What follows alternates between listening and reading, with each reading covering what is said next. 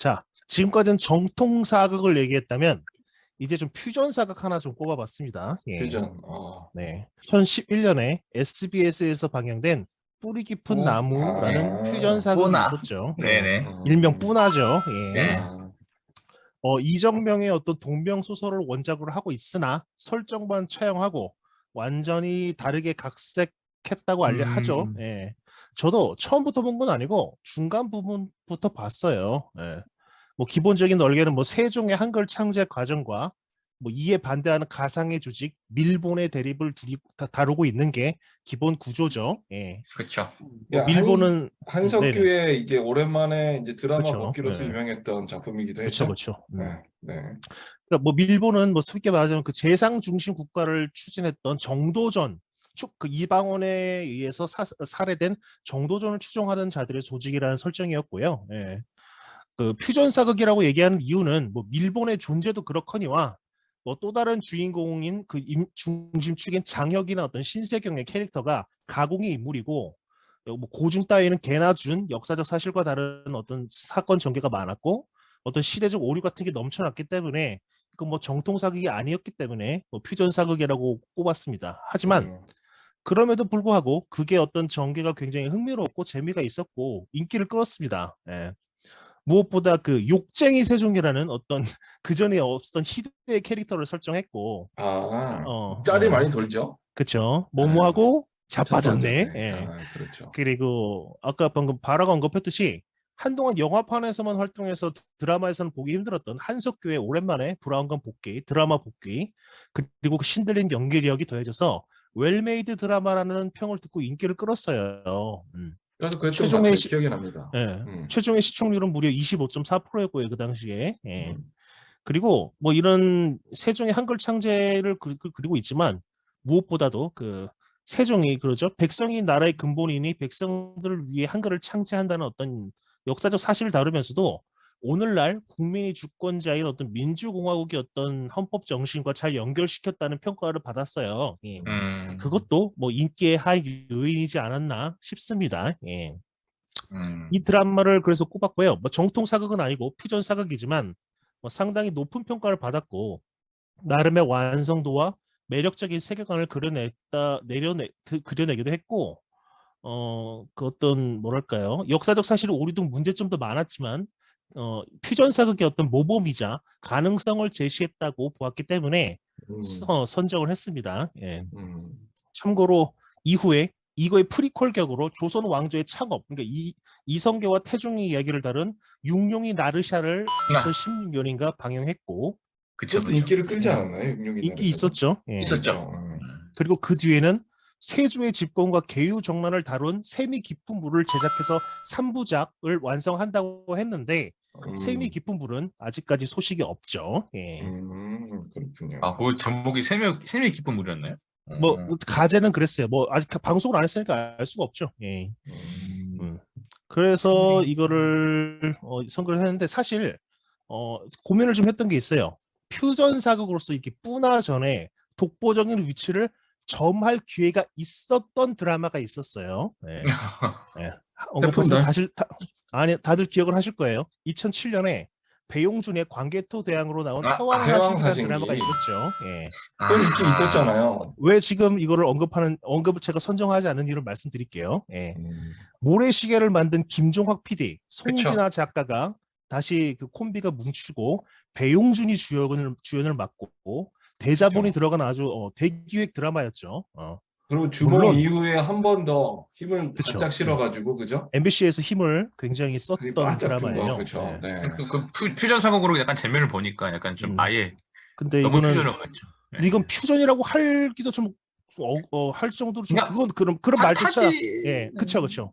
역사 왜곡 문할 정도도 안 되고 광개토 대왕이라는 인물만 가져왔지 역사적 사실을 쌈 싸먹은 그런 완벽한 판타지 드라마예요. 퓨전 사극이라고 하기도 그래요. 그냥 판타지 드라마였어요. 예. 아니 이제 그거는 그러니까 역사 왜곡을 그러니까 오히려 그래서 역사 왜곡을 안 해서 좀 그렇죠. 예. 그래서 수도 있죠. 예. 그래서 저는 오히려 어차피 역사적 그걸 사람들이 역사적 그걸 기대하고 보는 게 아니니까 오히려 매력적인 서사와 세계관이 있었고 초반부까지는 그래도 사전 제작을 어느 정도 해놨기 때문에 꽤 높은 완성도를 보여줬단 말이죠. 예. 그래서 뭔가 판타지 사극 장르의 어떤 가능성을 보여줬다고 생각을 했어요. 배상도 탔을 거예요, 배용준이 이걸로. 맞아요. 예. 그쵸. 아, 그때는 근데 또 시대가 시대인 만큼 기록이 많지 않으니까 뭐 어줍잖하게 상상으로 뭐 널 바에 아예 그냥 판타지로 가는 것도 나쁘지 뭐 않았다 이런 생각도 네. 들고. 근데 저도 그렇기 때문에 그걸 긍정적으로 평가를 했어요, 처음엔. 근데 그럼에도 불구하고 이제 고질적인 문제가 드러났죠. 그렇게 굉장히 일찍부터 사전 제작을 했어요. 일부 처음에는. 근데 그게 좀 지지부진해서 나중에는 제작이 지연돼서 결말은 급하게 날림으로 찍어서 엉망이고 맞아요. 쫓겨본 그랬던 형식의 기억납니다. 그런 드라마가 나와서 저 솔직히 이런 말을 좀 그랬으면 쓰레기 같은 전형적인 용두사미 드라마였어요. 예. 그래서 결말을 잘 마무리했다면 제가 말한 대로 어떤 판타지 사극 장르의 어떤 전환점 혹은 뭐 기념비적인 작품으로 남을 수 있었겠지만 마무리가 너무 불쉿 같았기 때문에 그 정도의 위치를 점하지 못해서 좀 아쉬웠어요. 예. 그렇고 태양사신기가 이슈는 많이 확실히 됐었는데 돈도 많이 들고 예, 약간 지금은 그 밈 하나만 남았죠. 그 중간에 이게 뭔 개소리야? 이 뭔 개소리야? 예, 그게 태양사신기가요? 그게 태양사신기에서 나온 거죠. 와, 네. 그게 없었다는 건 요새 유튜버들의 어떤 리액션 하나를 크게 읽는 듯한 예. 큰일 날 뻔했었네. 참고로 저희 태문단 5회에도 그 효과음이 들어가 있습니다. 그러니까 많이 들어가 있어. 맞지. 예. 그 불멸의 이순신 작가 얘기를 잠깐 했죠. 예. 사실 그 뿌나 이전에 세종조와 그 한글 창제를 다룬 드라마가 이미 있었습니다.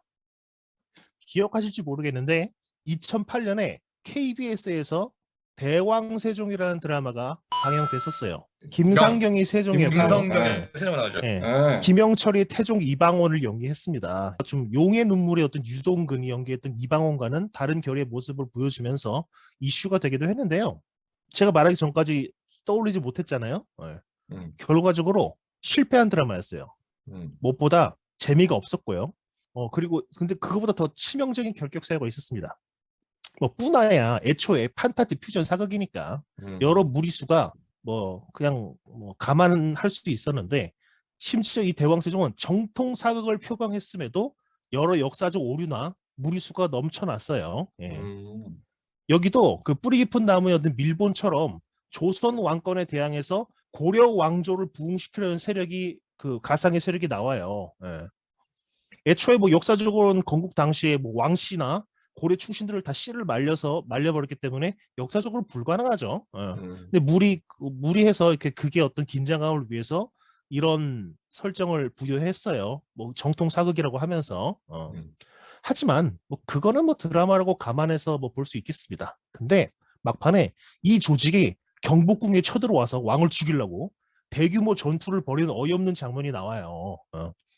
그 당시에도 지금 비판이 있었던 것 같은데 만약에 이런 일이 있었다면 뭐 역사에 기록될 정도의 어마무시한 일이죠. 예. 근데 이거는 뭐 당연히 허구인 건 누구나 알고 있었지만 정통 사극을 표방한 그런 작품에서는 드라마에서는 나와서는 안 될 장면이었고 현실성도 좀 떨어졌어요. 신하들이 걸핏하면 금상이 어쩌고 금상이 지금 이러고 있어 하면서 뭐 막 부르고 뭐 왕을 끌어내야 한다느니 어쩌느니 뭐 대놓고 무시하는 발언을 하는데 아무리 뭐 극중 재미를 위해서 뭐 신권과 왕권의 뭐 대립을 뭐 그렸다고 치는데 그건 이해할 수 있겠습니다만 솔직히 역사 좀 너무 말이 안 되는 거죠. 아무리 그 조선의 왕이 뭐 실권이 약했던 적이 뭐 상대적으로 있었던 시기가 있었습니다만 왕권 국가에서 역적으로 몰려서 처형당해도 할 말이 없는 발언들이 너무 많이 나오는 거예요. 방금 말한 것처럼. 그런 식으로 좀 여러 안드로메다로 가는 어떤 설정들이 연출들이 많았고요. 이걸 왜 아까 왜 언급했냐면은 이 작가가 윤선주라고 불멸의 이순신의 집필 작가입니다. 예. 그래서 이순신도 이런저런 요소로 욕을 많이 드셨어요, 그분이. 예. 그렇긴 하죠. 근데 이런 부분이 역시 대왕세종에서도 이렇게 반복이 돼서 문제점이 더 드러났다. 철저히 망했죠. 예. 그렇구나. 그리고 뭐 사극은 물론 역사 그 자체가 아니죠. 어디까지나 드라마죠. 하지만 너무 역사적 사실과 다른 뭐 그런 허무맹랑한 이야기로 가는 건 곤란하다고 생각을 하거든요. 이건 좀 다른 얘기인데 아까 왕하고 맞먹는 어떤 신하들 얘기를 했는데 비슷한 예로 마찬가지로 세종의 한글 창제를 다룬 2019년에 개봉한 영화 나랏 말쌈이라는 영화가 있습니다. 예. 야, 송강호가 세종으로 나왔어요. 어, 예. 이 영화는 그 한글 창제 과정에 신미라는 어떤 승려가 관여했다는 그쵸. 과서를 그때도 차용해서 만든 예, 영화인데요. 역사 왜곡 논란이 있었죠. 그렇죠. 뭐 흔히 학자들과 세종이 합심해서 한글을 만들었다고 사람들이 얘기하는데 이거는 오릅니다. 세종이 혼자서 만드는 게 정설이죠. 정설입니다. 추가적으로 얘기하면 솔직히 그걸 어떻게 한 사람이 만들었다고 하기 너무나 대단하고 위대한 작업이잖아요. 예. 그렇죠. 그렇죠. 그러니까 그게 쉽게 사람들이 믿기 어려우니까 그렇게 뭐 음. 지편전 학자들하고 만들었다는 식으로 균형을 맞추려고 한 것 같아요. 근데 그거 자체가 굉장히 심각한 오류고요. 그리고 네. 이 영화는 세종보다는 그 신미라는 승려가 그러니까 하물며 지편전도 이렇게 학자들 논란이 되는데 이 영화는 세종보다는 신미라는 승려가 한글을 창제에 대한 지분이 굉장히 크다는 주장을 하는 영화예요. 뭐 그거는 그것까지는 정도는 좋아요. 극점. 영화적 상상력이니까. 예. 네. 하지만 여기서도 그 대왕세종 드라마처럼 뭐 세종한테 신하들이 맘먹고 승려들이 막 맘먹고 막 막말까지 하고 하대까지 해요. 뭐 임금한테. 예. 막 어이가 없는 거죠. 아까 말했던 것처럼. 나란 말씀에서 그렇다는 건가요? 예, 그렇습니다. 아. 예. 그 세종이 조선 최고의 성군이라는 사실 때문에 간과되는 사실인데 세종조는 조선 역사상 왕권이 가장 강력했던 시입니다. 예. 그의 아버지 그렇죠. 태종 이방원이 공신이나 그렇죠. 외척 등을 정적들을 싸그리 잡아서 죽이고 숙청했기 때문에 세종 대항할 때문에. 세력이 없었어요. 예. 근데 그리고 웃긴 거는 예, 예. 근데 그럼에도 불구하고 더 왕권은 강화해야 된다고 세종의 아들이 또 다 죽이잖아요. 그렇죠. 예. 그게 역사의 참 웃긴 점이죠. 예. 예. 그래서 이게 어쨌든 실제로 한글 창제 당시에는 늘 유하고 신하들하고 논쟁하기를 즐겨했던 세종이 한글 반대 극대노해서 권위로 찍어 누르고 그걸 강행한 게 기록에도 나와 있습니다. 예. 그런데 그런 건 전부 다 무시하고 뭐 영화적 상상력이니 극중 허용이니 하면서 세종을 바보로 만드는 게 많아요. 아까 대왕세종도 그렇고 이 영화도 그렇고 이거는 수많은 퓨전 사극, 심지어 정통 사극을 표방하고 있는 사극들에서도 많이 이런 점들이 보이는데 너무 어이가 없어요. 뭐 극적 긴장감을 위한 장치라고는 알고 있습니다만 너무하다는 생각이 좀 들어요. 심지어 요즘은 조선왕조실록이 다 데이터베이스화 돼가지고 일반인도 검색하면 쉽게 찾아볼 수 있는 시대인데 그렇죠. 좀 너무하다는 생각이 좀 듭니다. 예. 네. 문제 또 하나 또 말해주고 네. 싶은 사극이 이 부분은 빼놓을 수 없다 하는 사극이 또 하나 있을까요? 아, 이거 제가 당황스러운데 마지막 제가 언급하려고 했던 마지막 네. 사극이 바로 대왕세종이었거든요. 아, 그러시군요. 그럼 그래서 잘 됐다. 처음 좋아, 얘기를 재밌다. 잘 됐네. 아니 처음 얘기를 그렇게 대왕세종 얘기 뿌나에서 갑자기 대왕세종으로 넘어가려는 느낌이 드는 순간 제가 막 이렇게 막 고개를 흔들었는데 아니 물론 아니 뭐 코벨님 말씀하신 거에 대해서는 다 동의합니다. 뭐 물론 이게 역사 왜곡 논란도 있었고 근데 저는 좀 그런 퓨전적인 요소가 좀 신선하게 다가왔습니다. 약간 보면은 기억 남는 거는 보통 저희가 사극에서 이제 뭐 전화 뭐 하시면 아니 되옵니다 이런 식으로 이렇게 하는 게 기본인데 약간 좀 대왕세종에서는 그런 말투가 물론 뭐 코벨님이나 다른 사람 그걸 대왕세종을 싫어하는 사람들은 그게 좀 어색하거나 싫어하실 수도 있지만 저는 그게 신선하게 다가왔거든요. 뭐 황희가 김갑수형으로 나옵니다. 김갑수형이 황희로 나오는데 뭐 예를 들면 영의정 누구 주세요 이런 식으로 세종한테 얘기를 한다든지 그렇군요. 그리고 나름 한글을 만들기 위한 세종과 집현전 학자들 시켜서 한글 창제를 반대하는 사람들과의 대립 이런 부분도 전 재밌게 봤고 연기력으로 어느 정도 커버가 되는 건데 대왕세종에서 한글 창제를 가장 반대를 열심히 했던 사람이 최만리라는 최만리죠. 사람인데 네. 예. 그 역할을 했던 배우가 바로 이성민 네. 배우입니다. 예. 맞습니다. 그래서 제가 이성민 배우를 거기서 처음 봤는데 저도요. 예. 예, 연기를 너무 잘한다. 그리고 거기서 이방원으로 그 김영철 아저씨가 나오기 때문에 그 김영철 아저씨 연기력 그런 거 여러 가지 따지고 보면 저는 좀 신선하고 좀 괜찮은 드라마였다. 출연진이 오히려 은근히 화려했네요. 저는 그리고 세종을 신선하게 잘 봤습니다. 이렇게 해가지고 얘기를 해줬는데 한쪽은 예. 한쪽은 선배님이 극혐이고 한쪽은 예, 극혐하고 이런 느낌인데. 물어 씻고 뜯고 물어 뜯으 그러셨는데 근데 그 부분에 제가 다 동의를 하거든요. 논란이 있는 부분도 있고. 예. 근데 이제 저는 괜찮은 영화 그러니까 좀 실패하고 그래서 뭐 여러 가지 이유로 흥행 성공 못했지만 나는 재밌게 봤던 사극이 있다. 혹시 보실 분이 있으면 한번 봐보세요. 그냥 이러려고. 궁금해서 지금 잠깐 검색을 해봤는데요. 이게 그 자체의 드라마적인 요소만 본다면 상당히 호평을 받는 작품이래요. 그래서 뭐 입체적인 등장인물들과 그들 간의 섬세하고 긴밀한 관계성이 드러나는 것뿐만 아니라 뭐 정치성, 정치적인 드라마로서 예. 뛰어나다고 예, 이렇게 얘기를 좀 하는 거 이게 보니까 그런 부분에서 충분히 어떤 보는 사람들 하여금 흥미를 일으킬 수 있었겠다. 양녕대군으로 음. 양녕대군으로 그 누구죠? 옛날에 박상민이시죠. 전두환 아니 김두한 아저씨를 했던 영화 장군의 아들에서 그쵸. 네. 그분이 박상민 씨. 나오는데 좀 캐스팅도 괜찮은 것 같기도 하고 저는 좀 재밌게 봤던 드라마입니다. 네. 저도 그 말씀하신 그런 장점들 되게 신선한 것도 있었어요. 근데 제가 이거 퓨전 사극, 뭐 뿌나처럼 퓨전 사극이었으면 너그럽게 봤을 거예요. 예. 근데 좀 그렇죠. 근데 정통 사극이라고 표방을 해놓고 그렇게 그런 왕권에 부분은 대놓고 막 목이 달아날 역적으로 몰려서 참수대도 마땅할 그런 발언을 하는 그런 게 엄청 많이 나오고 아까 말한 그 고려 부흥 세력의 존재라든가 그런 뭐 역사적 사실과는 뭐 그런 뭐 그걸 그런 부분은 쌈싸 먹은 듯한 그런 전개 때문에 저는 그걸 되게 좀 혹평하는 거고요.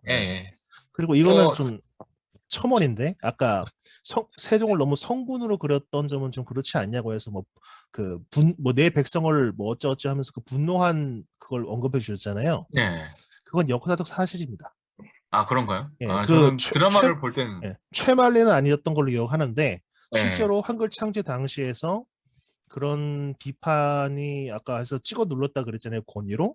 그런 식으로 극대노해가지고 정말로 그 온화한 세종이 기록이 얼마 안 되는 기록이 남아 되게 거의 유일한 거죠. 뭐 그런 식으로 세종이 그 정말 극대노해서 그 신하를 꾸짖었다는 기록이 있습니다. 예.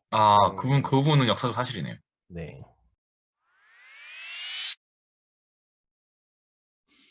네. 제가 방금 계속 그 열변을 토했죠. 그 어떤 아무리 그 역사적 극적 상상력을 허용하더라도 너무 그렇게 막 가는 설정이나 그런 걸 좀 비판을 했는데요.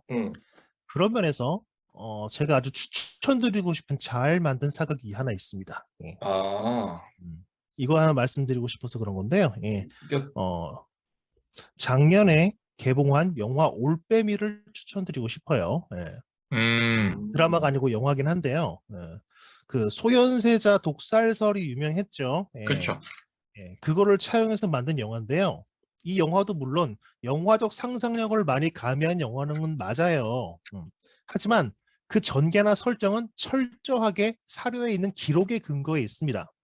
심지어 보면서 저건 좀 너무 나간 것 같은데 라는 부분이 있는데 그것마저도 다 사료의 기록을 토대로 구성했다는 점에서 좀 놀랐어요. 예. 그냥 그런 식으로 막 그 밀본이 나온다는 거, 막 고려 부흥 세력이 나오고 막 그런 허무맹랑한 게 아니라 좀 저거 오버 아니야 싶은 부분마저도 다 어떤 사료에 있는 어떤 문장이나 그런 걸 토대로 구성을 했다는 점에서 좀 되게 놀랐고요. 이렇게 사소한 디테일까지도 역사적 사실에서 차용해서 각본을 썼다는 점에서 이 영화에 되게 높은 점수를 주고 싶어요. 창작의 어떤 상상력과 역사적 사실을 굉장히 균형 있고 조화롭게 녹여낸 모범적인 경우라고 최고의 경우라고 말씀을 드리고 싶고요. 일반적인 평가도 그래요. 아시다시피 요즘 한국 영화가 위기라고 하는데 작년에 범죄도시 2가 코로나 이후로 처음으로 1,000만 관객을 돌파했죠. 그렇죠. 그 이후 1년이 지난 지금 상영 중인 범죄도시 3가 나오기까지 한국 영화에서 손익분기를 넘긴 영화가 올빼미 하나밖에 없었어요. 예.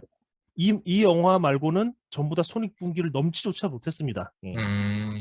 물론 올빼미도 330만 정도로 대박 수준의 흥행은 아니었지만 뭐 한국 영화의 잔혹기라고 할 정도로 이런 위기에서 유일하게 대중과 평론가의 좋은 평가를 받고 손익분기를 넘긴 유일한 작품이었거든요. 예. 그래서 아까 말씀드렸듯이 이렇게 창작력, 상상력과 역사적 사실의 균형 있고 조화를 잘 시킨 그런 측면에서 앞으로도 이런 수준의 사극과 그런 영화, 드라마가 나오기를 바란다고 말씀드리면서 말을 마칠게요. 예. 태평양 인문단 6회는 여기까지입니다. 여러분, 우리 방송은 매달 1일, 10일, 20일에 팟빵과 유튜브에 업데이트되고 있습니다. 다음에 또 새로운 주제로 찾아오겠습니다.